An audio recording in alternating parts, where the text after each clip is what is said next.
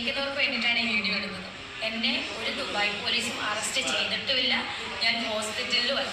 കുറേ വിവാദങ്ങൾ നടക്കുന്നുണ്ടല്ലോ. നമ്മുടെ ചിതൽ ബ്ലോഗും അതുപോലെ ഏതാ ചോക്ക് ടോക്സും പിന്നെ ആരാണ് മോനു സക്കീനും. ഇവരാണ് 3 പ്രധാനപ്പെട്ട ആൾക്കാർ. ബാക്കി കുറേ ഇങ്ങനെ നട്ടാൻ കുറയ്ക്കാത്ത കുറെ കുരിക്കാത്ത കുറേ എണ്ണം ഇറങ്ങിയിട്ടുണ്ട് എനിക്ക് വേണ്ടിയിട്ട് എതിരെ വീഡിയോ ഇടാനാണ്. അവരുടെ പേര് പോലും പറയാനുള്ള ഞാൻ പറയാനുള്ള യോഗ്യത അതുകൊണ്ട് ഞാൻ പറയുന്നില്ല. അപ്പം ഇവരുടെയൊക്കെ വീടിന്റെ ഫ്രണ്ടിൽ എഴുതി വെക്കണം രേണുസുതി ഈ വീടിന്റെ ഐശ്വര്യം. കാരണം എന്നെ വെച്ചിട്ട് നെഗറ്റീവ് പറഞ്ഞുകൊണ്ട് കുറേ കാശ് ഉണ്ടാക്കുന്നുണ്ടല്ലോ. നാണമുണ്ടോ നട്ടാൻ കുറയ്ക്കാത്ത ഈ കുരുക്കാത്ത ഈ കള്ളത്തരം പറയാൻ? എന്നെ ഒരു ദുബായ് പോലീസും അറസ്റ്റ് ചെയ്തിട്ടില്ല. ഞാനൊരു ഹോസ്പിറ്റലുമല്ല.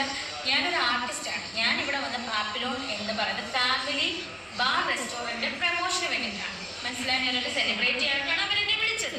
അപ്പോൾ അതിവിടെ ഫാമിലി ആയിട്ട് വന്ന് ഫുഡ് കഴിക്കാനും ഒരു ഡ്രിങ്ക്സ് കഴിക്കേണ്ടവർ കഴിച്ചാൽ മതി, ഇല്ലാത്തവർ കഴിക്കേണ്ടതേ.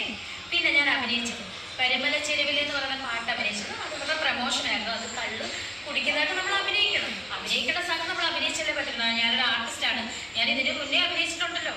അതുപോലെ അഭിനയിച്ചതാണ്. അതിന് ഞാൻ കള്ളു കുടിച്ച് വെളിവില്ലാതെ വഴി കിടന്ന് ദുബായ് പോലീസിനെ അറസ്റ്റ് ചെയ്ത് ഹോസ്പിറ്റലിൽ അഡ്മിറ്റ് ആക്കി.